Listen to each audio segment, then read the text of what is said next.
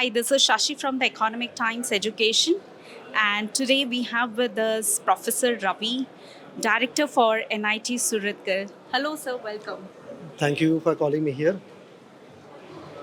So, my first question to you is how can institutions move from experimenting with AI to implementing it into the campuses?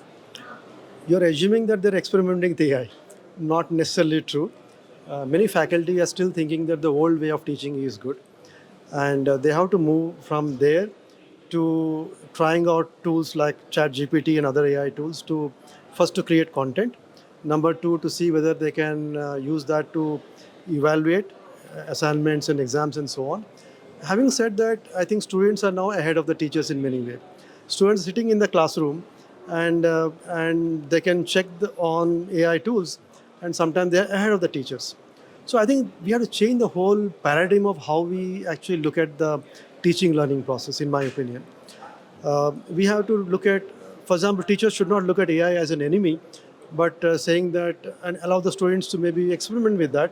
Tell the students, hey, design a bridge or a chemical plant or a machine tool, but also explain how do you think AI has generated that, or how do you know whether the answer is right. So there's a lot of experimentation has to happen as part of the teacher's own preparation for the classroom, and of course delivering the content, evaluating the content. We have to move away from an episodal evaluation like in the final examination to a continuous evaluation instead of a one-way teaching, as I said, teacher-based lecturing, to a student-centric joint interaction learning process and so on. So AI is one more tool which is going to be helpful in moving towards a new generation where learning becomes more important than one-way teaching. Absolutely, very well said. My second question to you is curriculum changes every 5 years, but technology changes every 5 months. So, how do we bridge this speed gap in the curriculum? So my opinion is that a curriculum, a well-balanced curriculum has to have, let's say, 5 components. The bottom layer is science, driven by curiosity, which is basically know why, and that doesn't change. Physics, or let's say 2 plus 2 maths, doesn't change.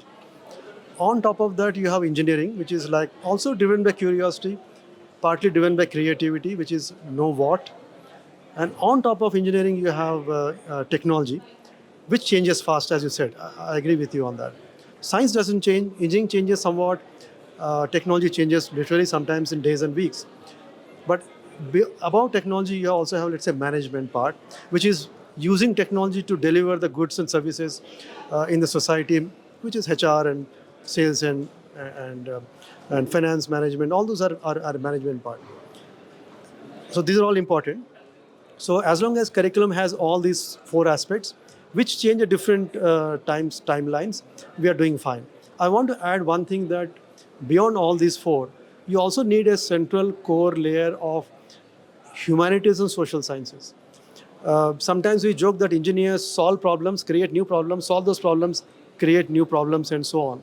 So unless we have a core of humanities, social sciences, unless we preserve the human elements of wisdom, intuition, empathy, ethics, like that, all these technologies are not going to be very useful. So that also has to be embedded in the curriculum. We are trying that in NITK. We're coming up with what we call as bold, beautiful, and balanced curriculum, where we also want to balance practice credits with theory credits and balance all these 4 or 5 aspects. Let's see how it goes. And if you're successful, then others can also learn from that and emulate that. Absolutely. Thank you so much for joining us, Professor Ravi. Great to have Thank you very much. Thank you.